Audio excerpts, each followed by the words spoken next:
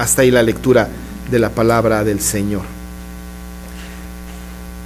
Este día, como cada año, recordamos, celebramos, viene a nuestra mente y a nuestro corazón la resurrección de nuestro Señor Jesucristo. Hay dos fechas muy importantes en la historia de cada año. Son las dos fechas que se recuerdan y se deben de recordar siempre y que tienen que estar presentes en nuestra mente y en nuestro corazón todo el tiempo.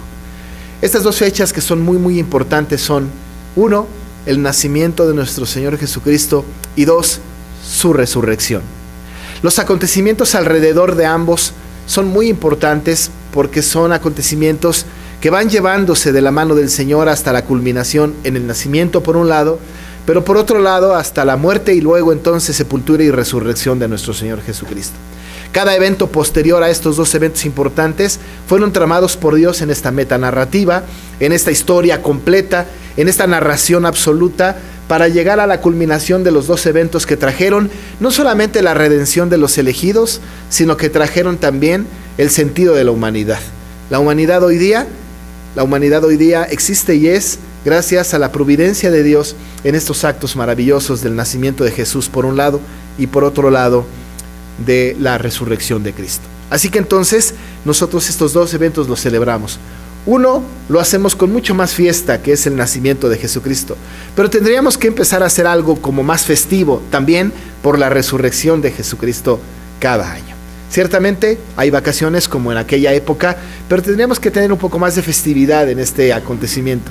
Por supuesto que en estos días no tenemos nosotros como en la Navidad un árbol, o no tenemos luces, o no tenemos regalos, no hacemos una cena especial, pero ambos acontecimientos son tan importantes uno como el otro.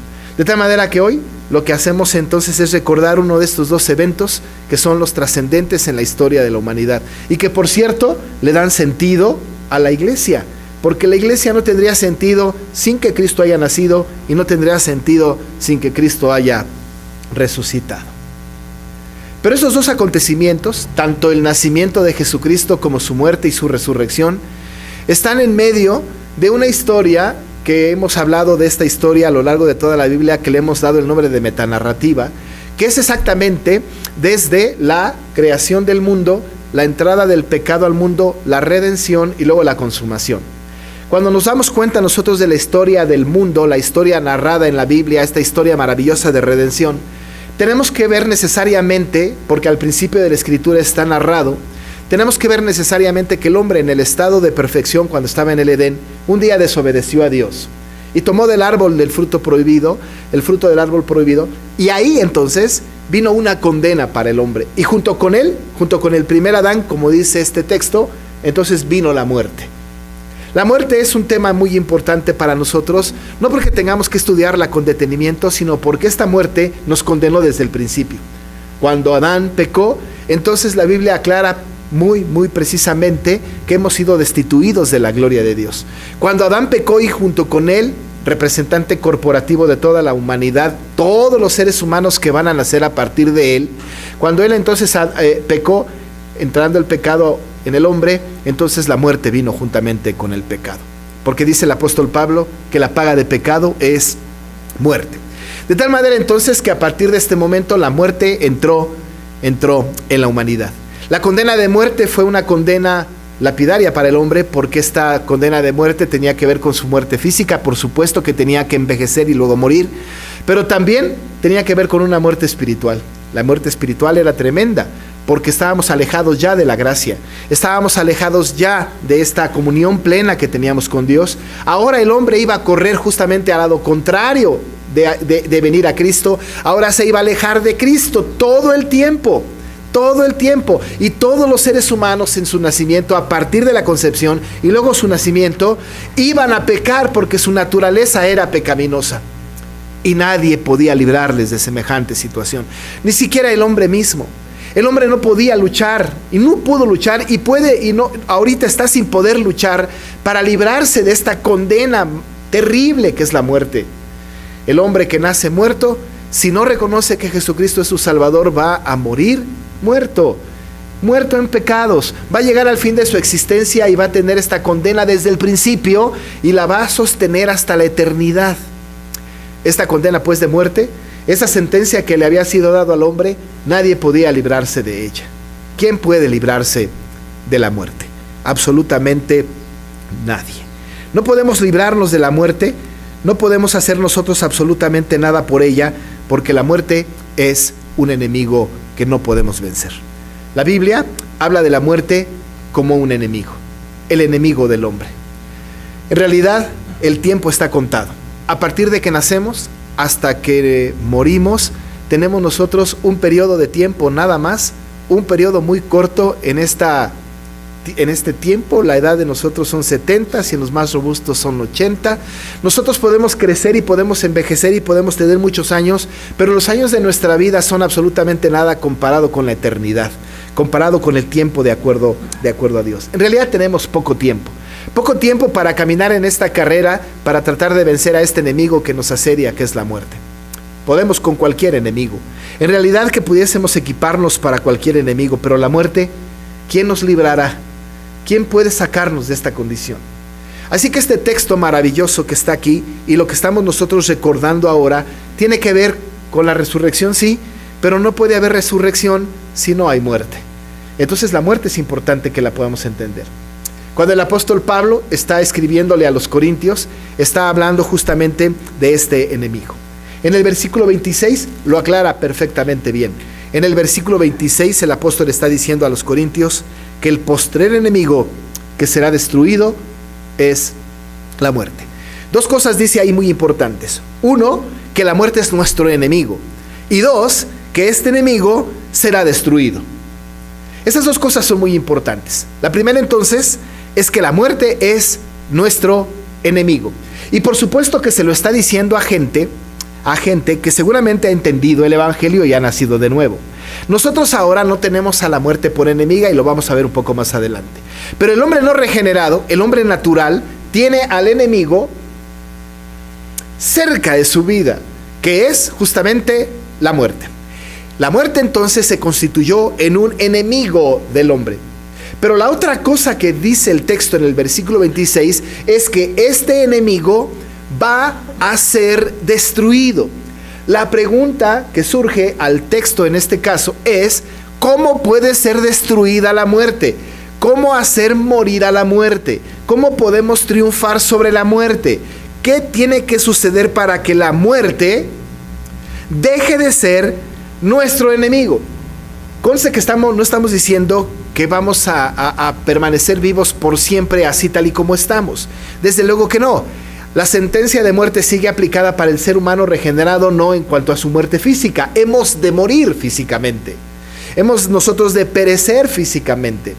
Pero de lo que se está hablando entonces es esta muerte espiritual. Esta con la cual nosotros fuimos alejados de la gloria de Dios. Esta que tiene que cobrar la paga del pecado. La muerte espiritual, esa muerte espiritual sigue vigente y será destruida. Esa muerte que está tan temerosa el hombre tiene que ser destruida según el testimonio del apóstol Pablo ahí en el versículo 26 de este capítulo número 15. Postrer enemigo que será destruido es la muerte. ¿Y cómo? ¿Cómo? Pues para que la muerte sea destruida, alguien sin pecado, el apóstol Pablo le llama el postrer Adán, alguien sin pecado, alguien que no tiene la condena de muerte, alguien que nació no con esta condena de muerte, en perfección, sin participación del hombre, alguien que viniera enviado del cielo con un poder sobrenatural, para acabar pronto Dios mismo, tendría que venir al mundo y padecer todas las calamidades que el mundo tenía para aquellos hombres que vivíamos ahí y mujeres, y tenía que sufrir al grado de morir.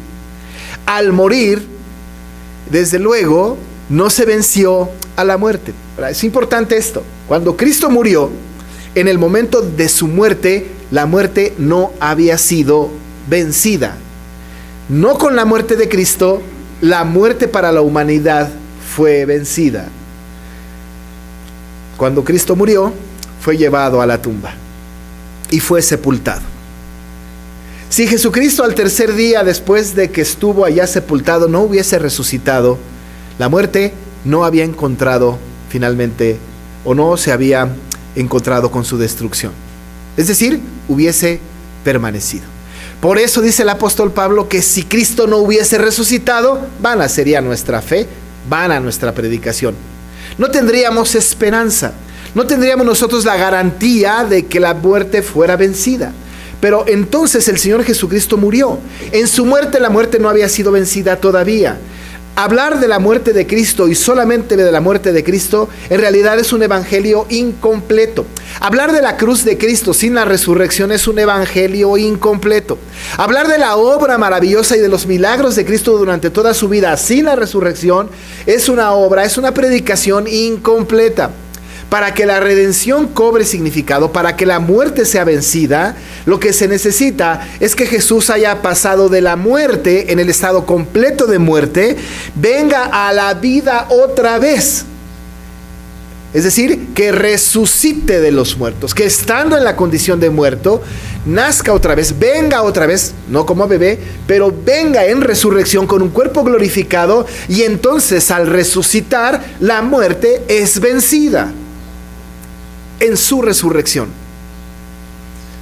Las llaves de la muerte y la resurrección no estaban afuera de la tumba, estaban adentro de la tumba. Era necesario que Cristo entrase a la tumba y fuera cerrada la tumba para que ahí Él tuviese la llave de la resurrección y abriera para vida eterna. De tal manera entonces que era necesario que Él fuese sepultado, que muriera y fuese sepultado, que le dieran por muerto, que testificaran que Él había muerto, para que entonces Él, con su poder salvador, con el poder como es el de Dios, entonces venciera a la muerte. El apóstol ahí mismo, pero en el versículo 3 y en el versículo 4 dice: porque primeramente os he enseñado lo que asimismo recibí, que Cristo murió por nuestros pecados conforme a la Escritura, y que fue sepultado. Y luego dice: y que resucitó al tercer día. El orden está establecido: murió, fue sepultado, resucitó al tercer día.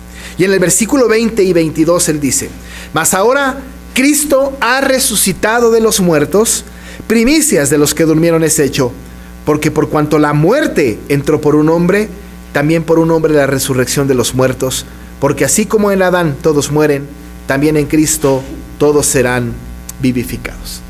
Así que, amados hermanos, cuando Cristo murió, si se hubiese quedado en la tumba, entonces no tendría sentido la fe. Pero cuando Cristo resucitó, cuando Él entró en la tumba, cuando Él fue enterrado, cuando Él fue puesto en este lugar y luego salió victorioso, resucitado, entonces la muerte había sido vencida. Pero hasta entonces. ¿Pero la muerte de quién? ¿Será que la muerte de Cristo ya fue vencida? ¿Solamente la muerte de Cristo? Nosotros cuando narramos estos acontecimientos, solamente narramos la historia a partir de que Cristo resucitó.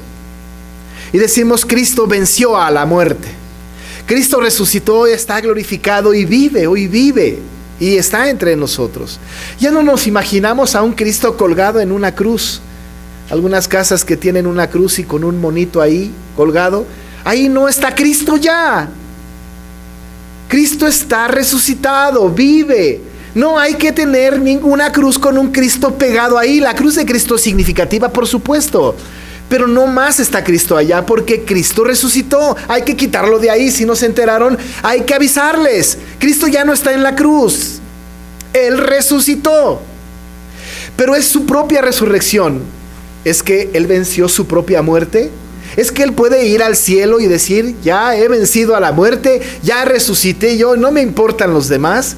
Por supuesto que no, porque incluso la resurrección de Cristo era absolutamente necesario para que Él fuera el primero, como dice el texto: primicias de los que durmieron fue hecha.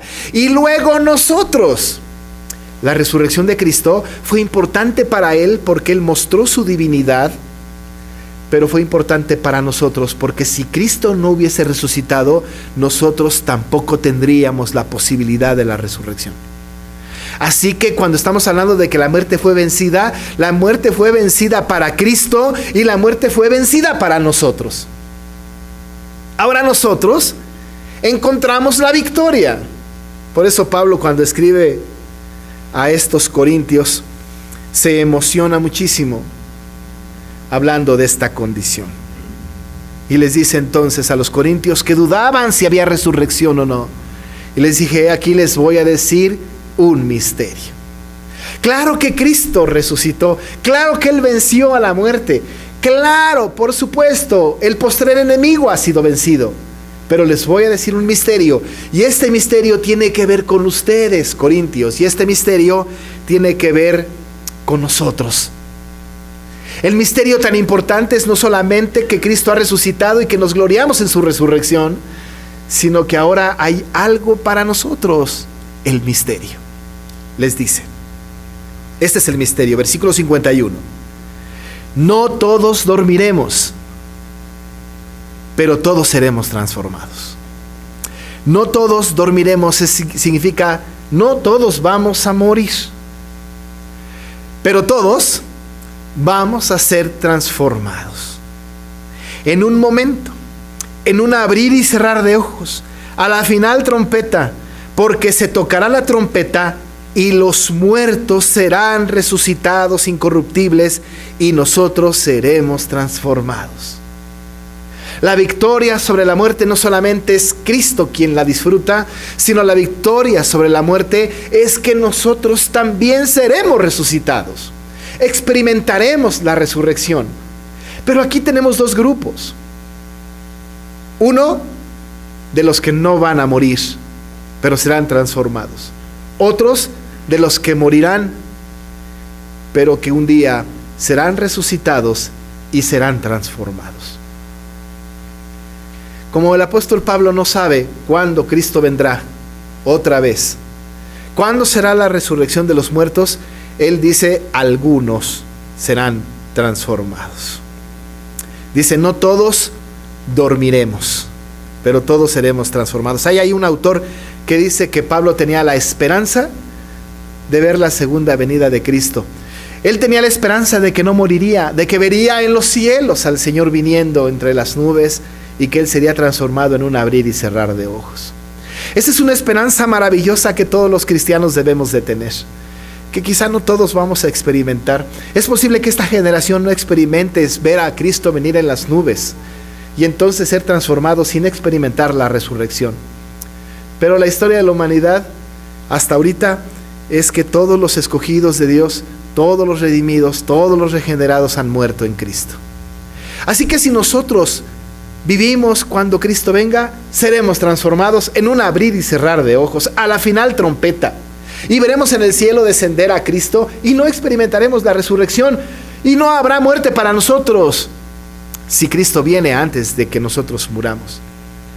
Pero si morimos, si perecemos, entonces para nosotros hay esperanza, porque nosotros en la agonía, nosotros a punto de morir no podemos pensar, voy a morir y no hay más esperanza. Yo diría lo contrario, moriremos, pero moriremos con esperanza. Porque dice el apóstol Pablo que algunos, los muertos, como dice en el 52, serán resucitados juntamente con Cristo. ¿Y qué va a pasar? ¿Qué sucederá? Dice el apóstol Pablo que hay unas experiencias en la transformación, en la resurrección. Por lo menos menciona dos. Una es que dice que resucitaremos incorruptibles. Y la otra es que resucitaremos inmortales. Que conste que esto sucederá hasta que resucitemos, no antes. Para que nosotros podamos ser incorruptibles e inmortales, es necesario morir. Ahora, si nosotros no vamos a morir porque Cristo venga, también seremos inmortales e incorruptibles, pero hasta que seamos transformados. De tal manera que la incorruptibilidad y la inmortalidad se da como resultado de la muerte o de la resurrección o que Cristo venga. Así que entonces el apóstol dice que experimentaremos, una vez que resucitemos, la incorruptibilidad, porque dice que esto corruptible se debe vestir de incorrupción. ¿Sabe qué? Que nuestros cuerpos son corruptibles. Se está desgastando nuestro cuerpo. estamos envejeciendo, todos a la misma vez. Unos van un poco más adelantados que otros, pero el tiempo pasa igual por todos. Nos estamos echando a perder. Aunque nos metan en un refrigerador y en un congelador, pero nos estamos echando a perder. Vea nada más su cuerpo, vea nada más su condición, véase en un espejo, vea una fotografía de hace 20 años y sí se va a dar cuenta que nos estamos echando a perder. Nuestros cuerpos son corruptibles, nuestros cuerpos se desgastan y juntamente con nuestros cuerpos, para el no regenerado, su corazón, su alma, todo su ser se está corrompiendo. Nosotros que somos creyentes y que tenemos a Cristo en el corazón, aun cuando nuestro hombre exterior se desgaste, el interior se está renovando día con día. Pero nuestro cuerpo carnal se está desgastando, es corruptible. Pero dice Pablo que cuando nosotros muramos y resucitemos, eso corruptible, eso que se echa a perder, eso que vuelve al polvo, se vestirá de incorrupción. Lo cual significa que tendremos un cuerpo incorruptible, que no envejecerá, que no tendrá enfermedad, que no se desgastará con el tiempo, será incorruptible. Pero por otro lado, este cuerpo que es mortal, porque un día morirá, dice la palabra del Señor, que lo mortal se vestirá en inmortalidad. Y cuando resucitemos con Cristo, no moriremos nunca más. Nunca más. Si no habrá enfermedad, pues no habrá mortandad. Si no hay nada que nos afecte, si no hay animal que nos pique y nos genere un veneno para que muramos, si no hay ninguna calamidad que venga a nuestras vidas para matarnos, entonces nuestro cuerpo incorruptible necesariamente tiene que ser inmortal. Y resucitaremos en incorrupción e inmortalidad. Esto experimentaremos. Así que no solamente es importante que Cristo haya resucitado y haya vencido a la muerte, sino cuando Él venció a la muerte, entonces ha dado la promesa de que nosotros vamos a resucitar un día y seremos incorruptibles e inmortales. Eso dice el texto. Los muertos serán resucitados, incorruptibles, y nosotros seremos transformados, porque es necesario que esto corruptible se vista de incorrupción y esto mortal se vista de inmortalidad. ¿Y saben qué? Ahí vienen las consecuencias de esto. 54. Y cuando esto corruptible se haya vestido de incorrupción, es decir, cuando hayamos resucitado, y esto mortal se haya vestido de inmortalidad, cuando hayamos resucitado, entonces, en el estado de resurrección, se cumplirá la palabra que está escrita: sorbida es la muerte en victoria. No podemos nosotros cantar victoria en nuestra muerte. La victoria será cuando nos hayamos convertido en inmortales y en incorruptibles. Una vez que resucitemos, entonces sorbida es la muerte en victoria. La muerte será vencida. ¿Sabe qué? Nosotros no hemos vencido a la muerte todavía. Tenemos la promesa de que la venceremos, porque en Cristo somos más que vencedores. Pero la verdadera victoria la experimentaremos el día de nuestra resurrección. Y cuando resucitemos, no ahora, entonces pudiésemos decir: sorbida es la muerte en victoria. La Biblia de las Américas, que es una muy buena traducción, dice: devorada ha sido la muerte en victoria, destruida, devorada, aniquilada ha sido la muerte en victoria. ¿Por qué? Porque no nos pudo retener como a Cristo no lo pudo retener, porque no nos aprisionó, porque la ganamos, porque fuimos victoriosos en la resurrección de Cristo, porque no nos pudo detener para permanecer ahí, sino que nosotros la vencimos, y no por nuestra propia fuerza, sino por la resurrección de Cristo. Ahí ha sido vencida la victoria, ha sido destruida la muerte. Ha sido vencida la muerte, ha sido devorada, ha sido destruida la muerte. Cuando esto corruptible se haya vestido de incorrupción, cuando esto mortal se haya vestido de inmortalidad, cuando estemos en la presencia de Cristo, pues nos vamos casi a burlar de la muerte. No ahora, no en este momento, pero cuando estemos en resurrección, cuando ya nuestros cuerpos estén con el Señor, completamente transformados y glorificados, vamos a ver a la muerte y nos vamos a burlar de ella. No pecaminosamente, ¿eh? Parece que el apóstol Pablo visualizó semejante cosa porque dijo él: ¿y dónde está, oh muerte, tu aguijón? ¿Dónde, oh sepulcro, tu victoria? A ver. Y el apóstol Pablo sí que tenía un aguijón. El apóstol Pablo sí que tenía algo que le lastimaba y que le molestaba y que le anunciaba todo el tiempo que iba a morir. Tantas veces que entonces él anhelaba morir y el Señor le dijo: no, bástate mi gracia. Pero tenía un aguijón en su carne, algo que le anunciaba: vas a morir. Pero cuando Pablo está pensando en esto, en esta maravillosa obra del Señor, cuando esté allá en el cielo resucitado, olvides la muerte en victoria, entonces le va a decir a su aguijón: ¿dónde está, oh muerte, tu aguijón? ¿Dónde está, oh sepulcro, tu victoria? Cuando estemos con el Señor, le vamos a decir a la muerte: ¿y dónde está? ¿Dónde está, oh muerte, tu aguijón? Esto que tanto me molestó en vida, esta enfermedad tan terrible, esta situación tan adversa, ese sufrimiento tan constante que me anunciaba la muerte. Y que cuando llegó la muerte y al resucitar diremos: ¿dónde está, oh muerte, tu aguijón? ¿Dónde, oh sepulcro? ¿Dónde, oh sepulcro, tu victoria? ¿Sabe qué es lo que hace el apóstol Pablo? Está citando un pasaje del Antiguo Testamento, porque desde el Antiguo Testamento está anunciada la destrucción de la muerte.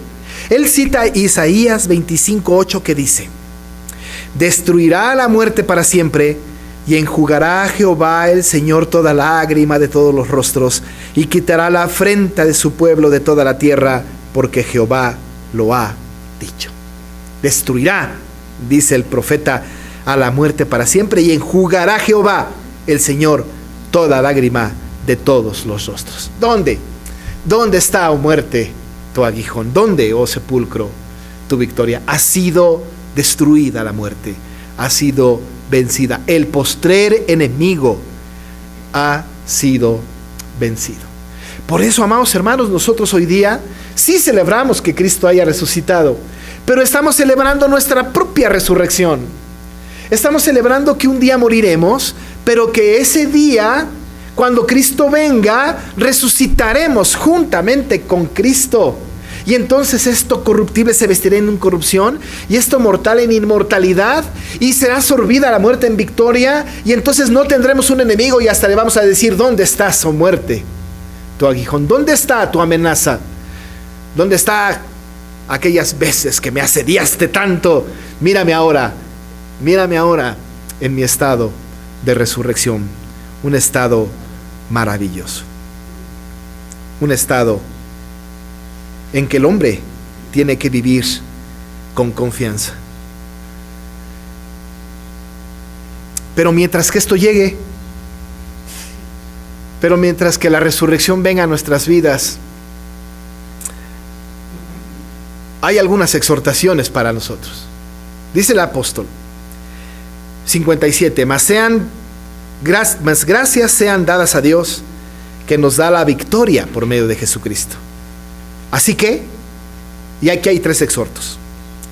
Hermanos míos amados, 1, tenemos que estar firmes y constantes. Firmes y constantes. Verso 58.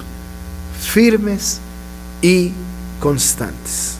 Tenemos que tener una dedicación al Señor, entendiendo que pase lo que pase en nuestras vidas, muramos como muramos, suceda lo que suceda, nada tiene que movernos de la fe que es en Cristo Jesús. Tenemos que seguir dedicando nuestras vidas al Señor. Pablo a los Colosenses en el capítulo 1, verso 23 les dijo: si en verdad permanecéis fundados y firmes en la fe y sin moveros de la esperanza del evangelio que habéis oído, el cual se predica en toda la creación que está debajo del cielo, del cual yo, Pablo, fui hecho ministro. Permanecer fundados y firmes en la fe sin movernos de la esperanza del evangelio. Nada nos debe mover. Mientras que sigamos en vida, tenemos que seguir firmes y constantes, firmes en la fe, constantes en el evangelio, sin desmayar. A pesar de cualquier circunstancia, tenemos que permanecer firmes y constantes. ¿De dónde viene la firmeza y la constancia? De la certeza de que un día, si muero, cuando Cristo venga, resucitaré con Cristo incorruptible e inmortal, y la muerte será vencida. Como tengo esa promesa, debo permanecer firme y constante. Pero por otro lado, también tengo que estar creciendo en la obra del Señor siempre. Tengo que agradar al Señor, tengo que cumplir con sus mandatos, tengo que aprender su palabra, tengo que ser edificado por Él, creciendo en la obra del Señor. Y no durante cada domingo, siempre. Siempre nuestra vida tiene que caracterizarse por crecer en la obra del Señor siempre. ¿Hasta cuándo? Pues hasta que Cristo venga. El día que yo muera, pues ahí terminará el asunto. Luego Cristo vendrá, me resucitará, seré incorruptible, seré inmortal, la muerte será vencida, me burlaré de la muerte y ya no tendré que estar creciendo en la obra del Señor siempre, porque voy a estar con el Señor siempre. Pero mientras tanto, tengo que estar firme y constante, creciendo en la obra del Señor siempre. Algunos dirán, y a veces siento que ni pasa nada, no tiene caso, ¿no? Pero dice el apóstol: sabiendo que vuestro trabajo en el Señor no es en vano. No es en vano.